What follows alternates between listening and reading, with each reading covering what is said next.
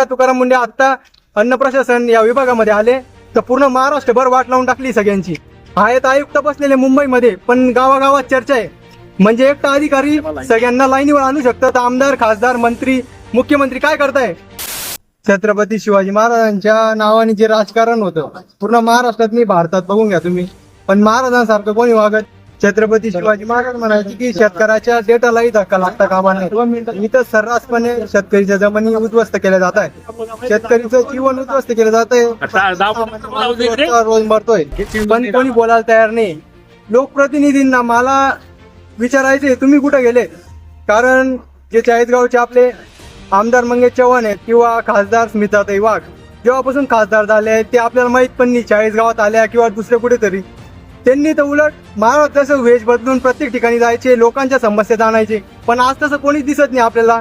लोकप्रतिनिधी गावात जाताना किंवा काय प्रत्येक ठिकाणी फोटोशूट चालू राहतो, प्रत्येक ठिकाणी व्हिडिओ चालू राहतात की आम्ही इथं गेलो, आम्ही तिथे गेलो, आमचा आला, आम्ही याच्या प्रचाराला गेलो. पण लोकांच्या समस्या सोडवताना कोण दिसत नाही. आज ज्या महाराजांच्या नावाने राजकारण करतात तुम्ही, महाराजांनी जे सांगितलं त्याच्या समोर कोणीच वागायला तयार नाही. महाराजांसारखं तुम्ही करायलाच तयार नाही ना. महाराजांचे विचार घेतले कुठं? महाराजांनी सांगितलं की शेतकऱ्याच्या डेटालाही धक्का लागता कामा नये, आणि शेतकऱ्याच्या जमिनी उद्ध्वस्त होत आहे सर्रासपणे. त्यांचं जीवन उद्ध्वस्त झालं ना. त्यांच्या पोरांना तुम्ही घेतलं त्या कंपनीत, ना त्यांना मोबदला पूर्ण दिला. चाललं काय? आता चंद्रपूरची घटना आहे कालची, त्यांनी कार्यालयात विष प्राशन करून घेतलं 5 शेतकऱ्यांनी, त्यांना मोबदला भेटला नाही म्हणून. जबाबदार कोण आहे? सरकार जबाबदारीच घ्यायला तयार नाही. म्हणजे मुजोर एक प्रकारे, काही होणार नाही आमचं असं. एकटा तुकाराम मुंडेंचं उदाहरण घ्या. अन्न प्रशासन या विभागामध्ये आले तर पूर्ण महाराष्ट्रभर वाट लावून टाकली सगळ्यांची. आहेत आयुक्त बसलेले मुंबईमध्ये, पण गावागावात चर्चा आहे. म्हणजे एकटा अधिकारी सगळ्यांना लाईनीवर आणू शकतात. आमदार, खासदार, मंत्री, मुख्यमंत्री काय करताय? कोणीच बोलायला तयार नाही. हे सगळे लोक रोजगार आहे, त्यांना बिहारमध्ये रोजगार नाही. तिकडे कसं आहे, तो भरतभूषण तिवारीचं पण तसंच झालं. जो बोलतो त्यांना उडवलं जातं किंवा काही ना काही केलं जातं. म्हणजे सर्रासपणे सरकारला माहिती की आमचं कोणी काही करून घेत नाही. आणि मला याच्यामध्ये सांगायचं आहे की तुम्ही म्हणाल याच्यामध्ये लोकप्रतिनिधी जबाबदार आहे किंवा कोणी, तर सर्वात याच्यात जबाबदार असेल तर ती जनता ही एकदम लाचार होऊन गेलेली. लाचार. तिला पाहिजे पैसा, चालू पुरता भांडे भेटले किंवा काय भेटलं तोपर्यंत मोकळं.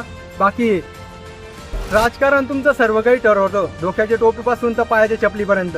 पण तुम्ही त्याच राजकारणापासून दूर राहता हे तुम्हाला समजत नाही. ते तुम्हाला विकत घेऊन टाकता. नंतर 5 वर्ष तुमची बी इज्जत राहत नाही. तुम्ही सांगावं की माय तर नाली नाही, माय तर रोड नाही, कसं काय बोलणार आहे तुम्ही? कारण तुम्ही घेतलेले राहता पैसे. ही आजची हालत आहे. मी तुकाराम मुंडे साहेबांबद्दल बोलत होतो. एकटे तुकाराम मुंडे महाराष्ट्रभर गाजवू राहिले एकटे.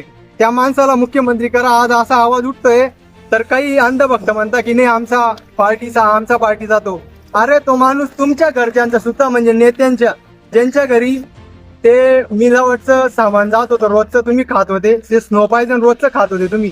त्या माणसामुळे आज प्रत्येकाच्या घरात, प्रत्येकाच्या हॉटेली कोणी काही गुटखा फेकून जातं, कोणी जी भेसळ होती ते कुठं फेकून जात आहे. म्हणजे केवढा धाक आहे एका अधिकाऱ्याचा. मुख्यमंत्री काय करतायत मग? आमदार, खासदार काय करतायत? कोणीच एक्झाम्पल सेट करायला तयार नाही. इंग्रजांच्या काळात मंगल पांडेंनी जेव्हा त्या इंग्रजाला गोळी मारली तर रस्त्यावर फाशी दिली. इंग्रजांनी म्हणजे एक्झाम्पल सेट केलं की आम्ही असे, तुम्ही आमचं नाव घ्याल तर असंच आम्ही रस्त्यावर तुम्हाला फाशी देऊ बा. मग सरकार काम करत नाही. रेप होतो भर रस्त्यावर, लहान मुलींच्या आज जीव खतऱ्यामध्ये, तरी सुद्धा सरकार एक्झाम्पल सुद्धा सेट करत नाही.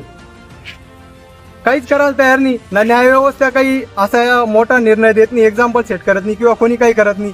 तर पुढे कोणी काही करेलच ना. त्यांना उलट प्रोत्साहन देता तुम्ही. हे सरकार शेतकऱ्यांच्या, शेतमजुराच्या, सामान्य माणसाच्या बाजूने नाही. ते सर्रासपणे सांगितलंय शेतकऱ्याचा आम्ही जाहीर निषेध करतो. चाळीसगावकरांना आम्ही व्ह्यू दाखवलेला आहे. चाळीसगाव पर्यंत ची एक बाजू ही त्याची दुसरी बाजू आम्ही चाळीसगावची दाखवलेली प्रत्येक वेळेस. ते इलेक्शनच्या पहिले असो की इलेक्शनच्या नंतर आम्ही प्रत्येक वेळेस इलेक्शन असो या नसो रस्त्यावर आम्ही दिसू तुम्हाला. तर हा चाळीसगावात लोकांना माहिती नाही ती काय चालतं बा असं. जर कंपनीवाले एवढेच पारदर्शक असतील तर त्यांनी आम्हाला फेसबुक लाईव्ह प्रत्येक तुमचं फेसबुक कंपनी दाखवू द्यावं आमच्या फेसबुकमध्ये की आमचं असं आहे, सर्व पारदर्शक आहे वा, आम्ही काहीच चुकीचं करत नाही. इथे स्पष्टपणे म्हटलेलं आहे ना की आमची टीम आली होती नाशिकची वा, त्या नाशिकच्या अधिकाऱ्यांनी तपासलं इथे की तुमच्या इथे सर्रासपणे प्रदूषण होतंय म्हणून त्यांनी तुम्हाला नोटीस दिली ना बंद करायची. चुकीचं थोडी आहे.